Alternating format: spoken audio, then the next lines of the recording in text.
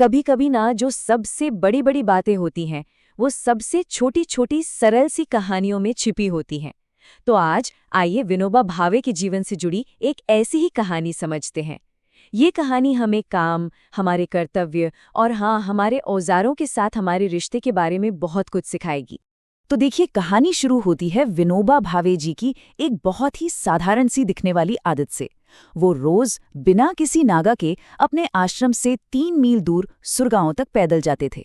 लेकिन मजे की बात यह है कि उनके साथ हमेशा एक चीज जरूर होती थी, उनके कंधे पर रखा एक फावड़ा। और ये कोई 1-2 दिन की बात नहीं थी, ये तो उनका रोज का नियम था। अब जाहिर सी बात है, किसी को भी रोज ऐसा करते देख मन में सवाल तो आएगा ही। तो एक दिन कमल नयन बजाजी ने वही पूछ लिया जो शायद सबके मन में घूम रहा था। उन्होंने पूछा, आप ये फावड़ा रोज इतनी दूर अपने साथ क्यों लेकर जाते हैं? इसे वहीं सुरगांव में ही क्यों नहीं छोड़ देते? सवाल तो बिल्कुल सही था, है ना? पर इस सीधे से सवाल का जवाब बड़ा ही गहरा था। विनोबा जी ने बड़े आराम से कहा कि भाई, जिस काम के लिए मैं जा रहा हूं उसका औजार भी तो मेरे साथ ही होना चाहिए। मतलब उनके लिए काम करने वाला और काम करने का औजार, ये दो अलग अलग चीजें थी ही नहीं। अपनी बात को और अच्छे से समझाने के लिए विनोबा जी ने एक बड़ा ही सुंदर उदाहरण दिया। उन्होंने एक सैनिक की तुलना एक कार्यकर्ता से की।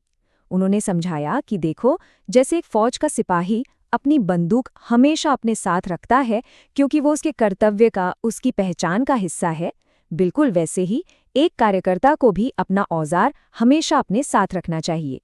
मतलब ये फावड़ा साथ रखना सिर्फ एक जरूरत नहीं थी, ये एक एहसास था, एक भावना थी। विनोबा जी का मानना था कि जैसे एक सिपाही को अपने हथियारों से एक लगाव सा हो जाता है, ठीक वैसा ही लगाव हमें भी अपने काम के औजारों से होना चाहिए। उनको साथ रखना कोई बोझ नहीं लगना चाहिए, बल्कि उसमें एक आनंद, एक गौरव का अनुभव होना चाहिए। और पता है, यही छोटी सी कहानी कर्तव्यनिष्ठा शब्द को एक बिल्कुल नया मतलब दे देती है।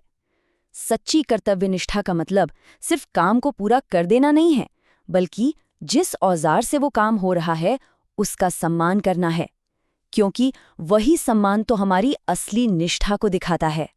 तो इस पूरी कहानी का सार क्या निकला? बस इतना ही कि अपने काम और अपने काम के औजारों के प्रति गौरव का अनुभव करना असल में यही सच्ची निष्ठा है।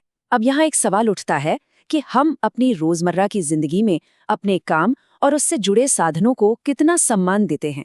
ये सोचने वाली बात है, जरूर सोचिएगा।